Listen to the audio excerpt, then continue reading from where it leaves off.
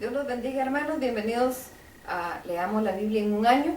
Vamos a terminar la lectura del segundo libro de Crónicas, leyendo los capítulos 35 y 36. Y vemos aquí el final de esta triste historia, donde vemos cómo el hombre se desvía tanto su corazón tras la idolatría.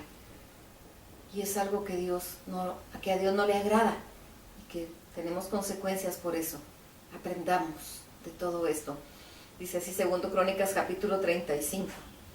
El día 14 del mes de Abib, Josías ordenó dar inicio a la celebración de la Pascua en Jerusalén, sacrificando el cordero de la fiesta. Los sacerdotes los organizó de acuerdo a sus tareas y los animó para que hicieran bien su trabajo en el templo de Dios.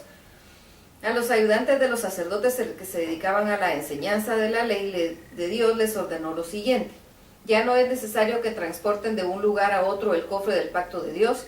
Pónganlo en el templo que el rey Salomón construyó. De ahora en adelante trabajarán en el templo al servicio de Dios y su pueblo Israel.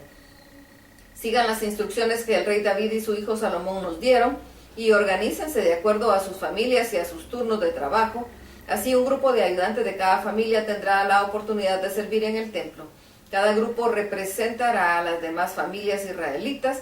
Cumplan con la ceremonia de preparación y sacrifiquen el cordero de la Pascua, para que así sus compatriotas tengan todo lo necesario para celebrar la fiesta, tal y como Dios lo ordenó por medio de Moisés. Entonces Josías les dio a todos los que estaban ahí 30,000 animales de su propio ganado, para que celebraran la Pascua. Entre los animales iban corderos y cabritos, además de otros 3,000 novillos que también ofreció. Al ver esto, los asistentes del rey también regalaron animales para que el pueblo, los sacerdotes y los ayudantes celebraran la Pascua.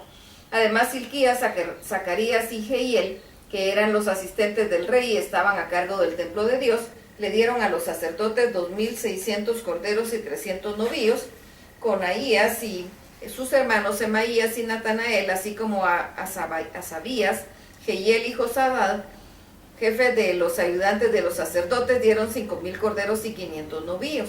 Una vez que los sacerdotes estuvieron listos y sus ayudantes se organizaron por grupos, de acuerdo a las órdenes del rey, empezaron la celebración de la Pascua.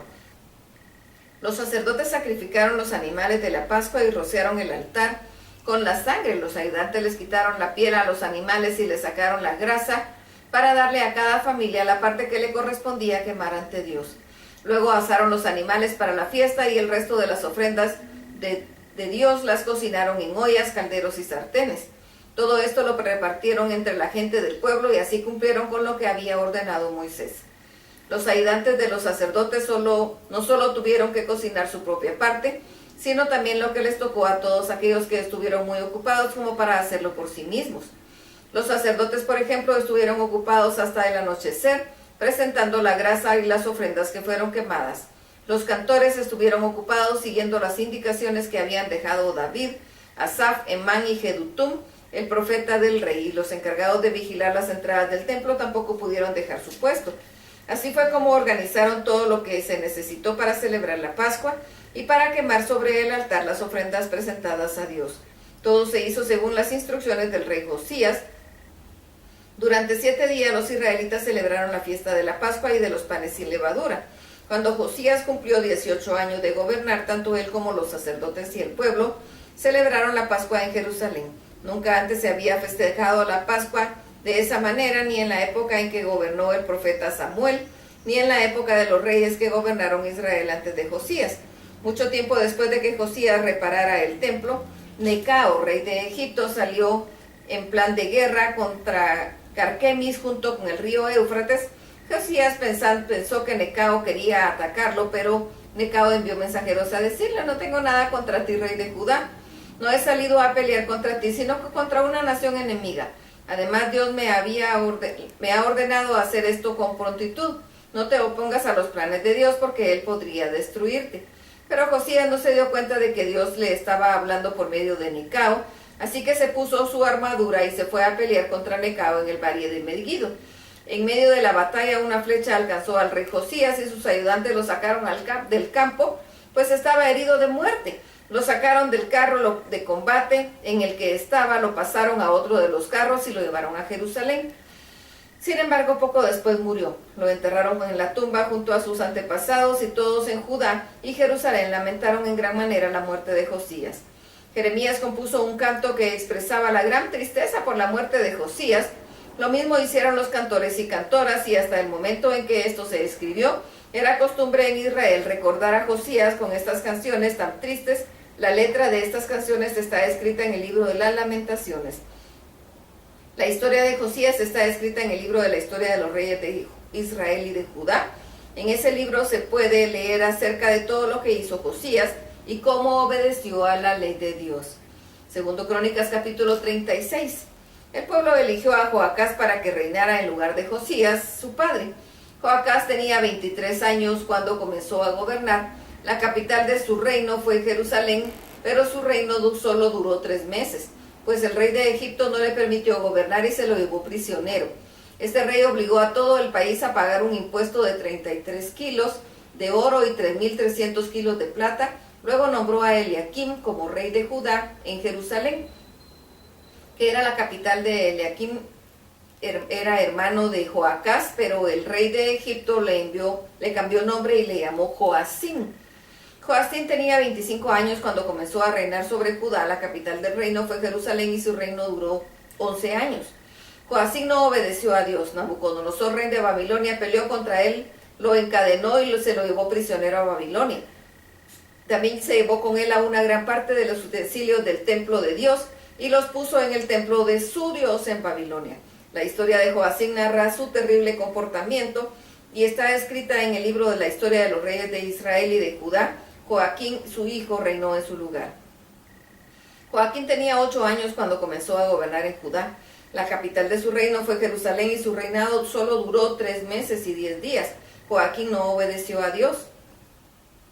En la primavera de ese año, el rey Nabucodonosor ordenó que llevaran a Joaquín preso a Babilonia. En su lugar, Nabucodonosor nombró como rey al rey de Judá a Sedequías, que era hermano de Joaquín. También se llevaron a Babilonia los utensilios de más valor que había en el templo. Sedequías tenía 21 años cuando comenzó a gobernar sobre Judá. La capital de su reino fue Jerusalén y su reino duró 11 años.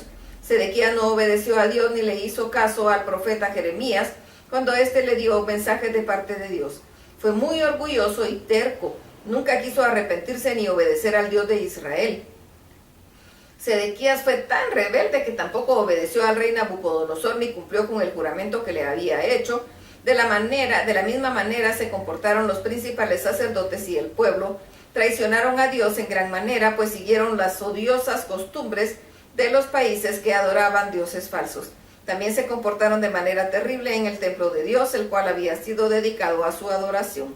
A pesar de esto, Dios amó a su pueblo y a su templo y les envió muchos mensajeros para llamarles la atención, pero la gente siempre se burlaba de los mensajeros de Dios y de los profetas y no les hacían caso.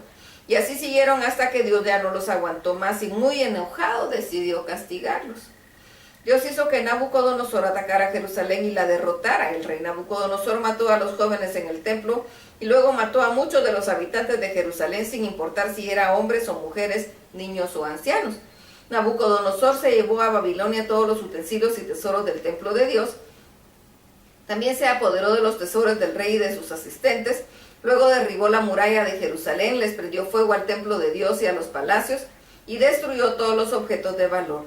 Los israelitas que quedaron con vida fueron llevados presos a Babilonia, donde fueron esclavos del rey y de sus descendientes. Así permanecieron hasta el reino de Persia se convirtió en un país poderoso y conquistó Babilonia. Así fue como se cumplió lo que Dios había anunciado por medio de su profeta Jeremías. El territorio de Judá quedó abandonado 70 años y solo así pudo disfrutar paz. En el primer año de gobierno del Ciro, rey de Persia, este rey dio la siguiente orden a todos los habitantes de su reino.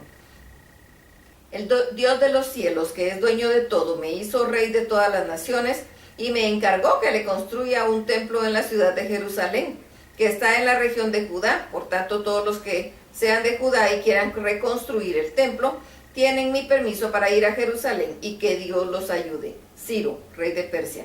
Con esa orden se cumplió la promesa de Dios que había hecho por medio del profeta Jeremías. Y terminamos aquí esta historia y este libro, el segundo libro de Crónicas. Dios los bendiga.